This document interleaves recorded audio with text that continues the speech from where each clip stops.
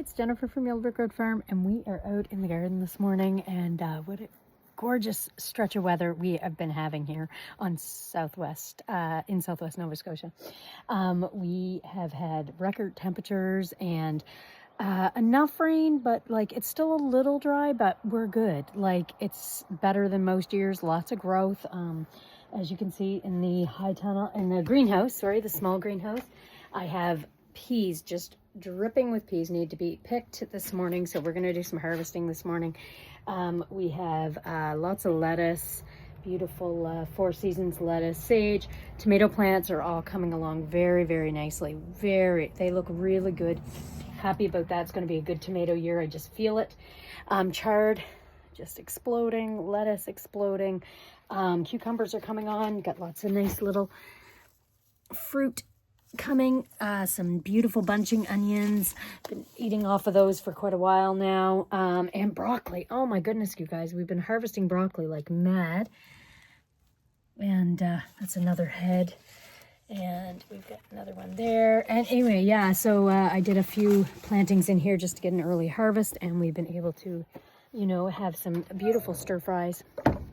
Things like that. I'm venting this because it has been getting really, really hot here. And we're just not built for that. Lots of chard. You know, I've definitely got some damage from either slugs or even though I've got the wool around. But it is, I find, a heavier year pest-wise. We have... I noticed my beans were getting a little bit of damage. I'm going to replant a section there. Cucumbers are coming along nicely. I didn't think the seeds germinated, and now they're all germinating.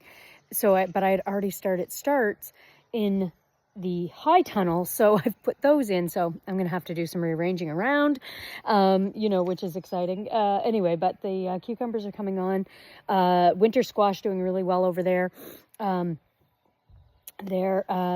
and carrots need to be weeded. So this is all carrots, and I just have to go through and give it a good weeding. That's on the agenda later, but I've got to do some harvesting first because we have some beautiful, this little section here, you guys, I've just been like so in love with it. It just looks so sweet. Like look at these, not the weeds, but look at these lettuces. Just gorgeous lettuces like this year. It's a really good lettuce year anyway. And then I have the you know, lettuce heads in here. Rattlesnake beans need to, like I mentioned, we're having some damage with those, so I'm going to have to replant some of those. Got some nasturtiums coming up here. Yeah, so I just like this little area. I think that's really sweet. And I think it's a good example of how much you can put into one space, like, you know, sort of go vertically and do that. We've got some zucchini over here, and that's all going, you know, going really well. Peas, sorry, I skipped over those. So this is all, these two rows here are peas. We've got lots of peas, and I'll have to sow some more here soon. But we are going to have a nice harvest of peas out here as well, which is great. We've got some spinach and tatsoi here, and that's all going to seed now. It's getting a little warm for it right here. I find this area gets a lot of sun, so I'm going to haul this out. I'm going to harvest all this spinach and haul this out. And we've been really, really enjoying spinach, strawberry, red onion salads with a little bit of walnuts in it, with a poppy seed dressing or a maple mustard dressing, and that's been really good. So, and you can also do balsamic vinaigrette, but I really enjoy those. Move the lavender again this year because it just wasn't thriving where it was. I have a hard time with lavender here. Radish seeds are going to seed. And I'm going to let those because I only grew this type of radish down here, and I really want to save the seeds from these long white icicle radishes. So I'm going to let them go to seed while the sweet potatoes hopefully pick up here in this bed. So, but we've got some beautiful more lettuce. I don't know where I was going with all this lettuce, but anyway, it's got to be harvested today. We got to pick that and get that out of there. What do we have over here? Oh, see, this sweet potato bed is going much, like, you know, much better. So anyway, that's just how it goes some years, I guess. Sunflower down there. We've got lots of lemon balm, lots of chamomile, some more squash over here, which I've got a cattle panel that's going to go up, and we're going to take that up over top. Lots of herbs here. We've got sage, oregano, lots of weeds as well, but that's the way it goes. I like to keep it a little wild, to be honest. We have chamomile, beeties. This is beeties kale, and I believe that's from Yonder Hill. Chives went to seed, which I'm okay with. I'll save the seeds from those. I only grow one type of chive, so that's great. Lemon balm, great lemon balm year. Holy cow. And I've got echinacea back in here. That's going to soon outgrow the lemon balm when that dies back. So these are all zucchini over here, doing really well. You can see. So, yeah, and they were transplanted out. That's a patty pan, I think. Actually, I transplanted that quite late last week. But these ones are golden zucchini. Yep, or black onks. Lots of calendula. Oh my dear, the calendula has exploded. So that's really lovely. I have a lot of calendula that is volunteer. I actually have to keep it under control quite well, and make sure that I don't have it everywhere crowding out plants. Really good potato year. So these are all potatoes, 4 rows of fingerling, Irish cobbler, and Northern Red, Northern Early. And they're all starting to flower, so I'm excited about that. I've actually harvested, I did a few sacrificial plants, harvested those simply because I want, we want to eat them. And sometimes I plant them too close together, not knowing, or the chickens move them if they've hopped in and, they've scratched around. Anyway, that's the story of those. I have taken a few out here and there, but that's because we want to eat them, because they're delicious. And that's the goal, the kitchen garden is for us to eat fresh all season long. Try to constantly look around and see what's ready, what can we have for supper, what's good for, do we have any greens to throw into our omelets, those kind of things. I think that kind of eating is much more practical. Everybody wants that Instagram shot of heaps and heaps of harvest, and certainly there's a time for that, like when I'm putting up things and later on, but I definitely think that the value of a kitchen garden is just the everyday harvest, for as long as you possibly can. So we'll be eating fresh off of this garden, and we have been eating from this garden from at least April, and if not late March, until almost November. And look, how awesome is that? If you can get by with having just, eating fresh out of your garden, and we actually even, I would say 12 months, because we do pick out of the greenhouse all winter long, from the chard and the spinach and things like that we keep under cover in there. Anyway, and the cold frame. So, that's just, to me, that's the value. That's the ticket, is to just keep those local, those small harvests coming all year. And yeah, the Instagram shots and the preserving is lovely. And it's certainly a time and a place, and I love a good harvest. And I love a good, session of putting up, for the winter. But definitely, having this, be slow and steady is something that I value immensely. We have the raspberry patch, okay, and this is quickly just exceeding everywhere. Raspberries do really, really well here. We have really acidic soil. They like that, which is great because nobody sells raspberries around. I don't grow strawberries because we have a huge strawberry farm, not far from us, and I love to support that farmer, and, he does it really well. So, I can put my energy into other things that don't grow here, but don't get sold here, or there isn't a farm here, like raspberries. So yeah, I'll definitely, my goal is to expand this, out again, and I'd like to put in a second patch outside of the kitchen garden, more of a putting up patch, I guess, is what that is. These are going to all get a good dose of comfrey fertilizer here soon. love that. The daisies are, I have a lot of flowers in my garden, which is lovely. You know, I always love to have those pollinators, have things that draw pollinators in, sorry. And they play such a role, and also beauty. Like, I mean, oh goodness, you gotta have something that looks good. Like I know, you know, like right now I'm not happy with this side of the garden because it's not that it doesn't look good. It's just that I really enjoy doing in-ground gardening in rows. There's something about it for me that just, you know, speaks to me of you know, sort of order and being able to keep on top of things. And you know, and this side has struggled this year. The beets, a horrible year for carrots. We've had to sow numerous times. Got a lot coming on now, mainly because I've just kept sowing. Like over and over and over again. Anyway. There's whiskey. Waiting for breakfast. We have lots of onions. Ton of onions here. My onions do really well. And yes, I have mint in my garden. I addressed this in an Instagram post, actually. Because, you know, people are like, oh my gosh, you have mint in your garden. Yes, I do. I keep it under control. I keep a board sort of here to keep, you know, to sort of kill anything that wants to travel.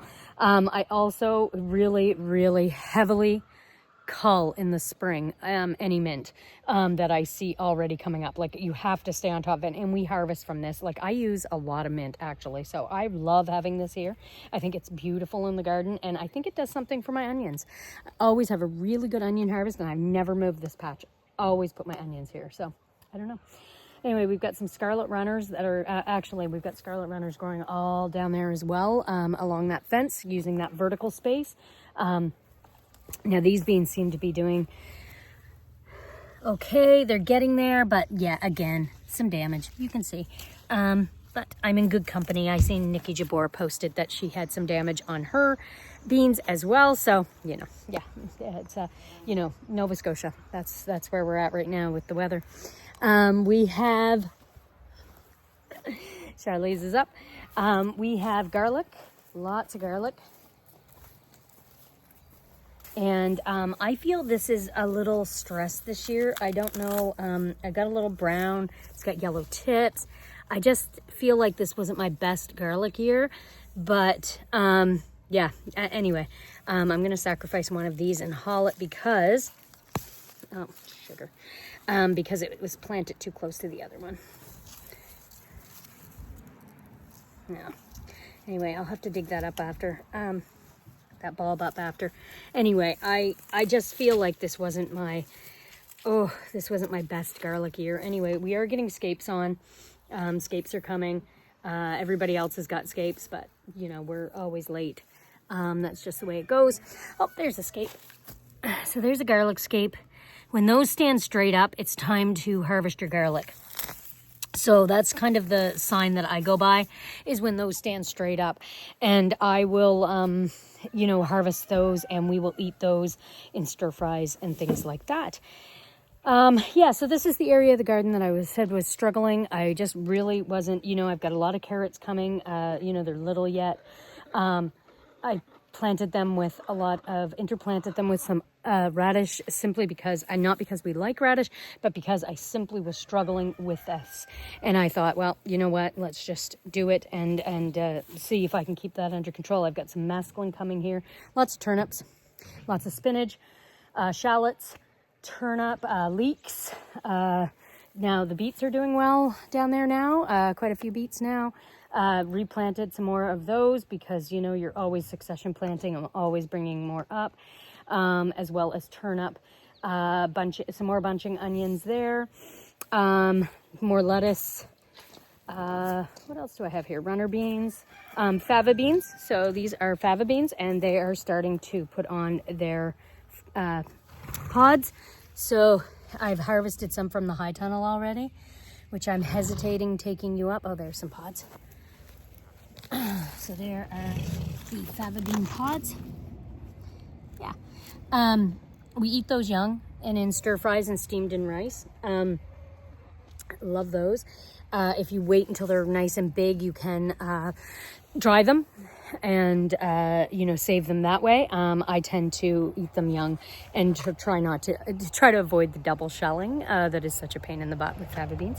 Anyway, but they do really well here. So I've been avoiding taking you up to the high tunnel, and the only reason why is because right now it is it kind of needs to be tidied up a lot.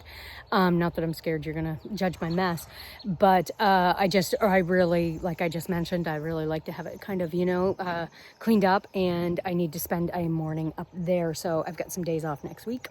I'm really hoping to get that, and maybe I'll do a tour next week of that high tunnel and what we're growing there. So these are Berlotti beans, and like I mentioned, all the beans are struggling a little bit right now.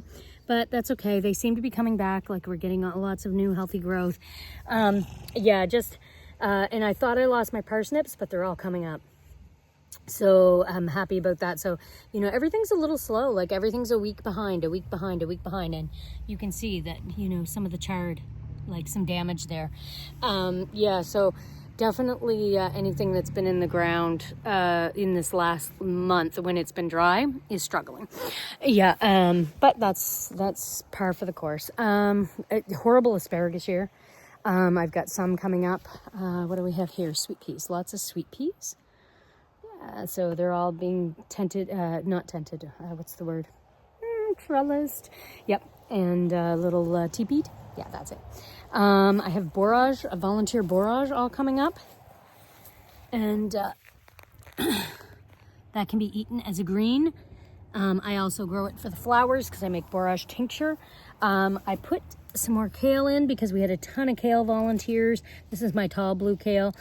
And this thing overwinters like a gem. So I'm always making sure I've got more coming because we can eat that all winter. Asparagus, yeah, I've expanded this patch, but I think I'm going to end up in next year just moving the whole darn thing. I've just let everything go to seed this year for the asparagus because I just found that it was struggling. So this is, yeah, so I may pick that one because that one's nice and good and ready to go. But I planted some squash over here to kind of fill in this space. And just because I was not happy with this asparagus patch this year at all. But that's how it goes. Some years are, good for other things. Beautiful spinach year. Holy cow. I mean, look at the size of these leaves. They're just huge. We've been enjoying such beautiful salads. Really happy about that. Let's see what these turnips look like. So these are, I believe, a purple Prince turnip. There. So Purple Prince, it's got the top. These are more of a cylinder one. So those are, they should be harvested nice and young. You can eat the greens off the turnips. I'll a couple of those so that we can roast those. I love roasted turnip and salads and the summer turnips. Now, these aren't the winter ones. These aren't the rutabagas that I will keep for harvest in the fall. Those I will sow as soon as these ones are done. I will go back in with another variety of turnip and have those ready to go. As well, I've started a number of fall crops and winter crops. And I've got to start some more. I'm hoping to do that this week. Like I mentioned, I have a couple days off. So, yeah, I'm going to tackle some more garden chores. But they're not chores. I really, really enjoy my garden. It is one of my favorite things to do is to come out here first thing in the morning and just look around and see all of the, oh, my goodness, just all of the bounty and just all of the things I can put my hands to and just, be thankful for. So, beautiful cabbage year. They really are doing really well. Celery, sorry, I skipped over this. Celery, cauliflower, broccoli, all doing really well. So, happy about that. And again, peas, just beautiful.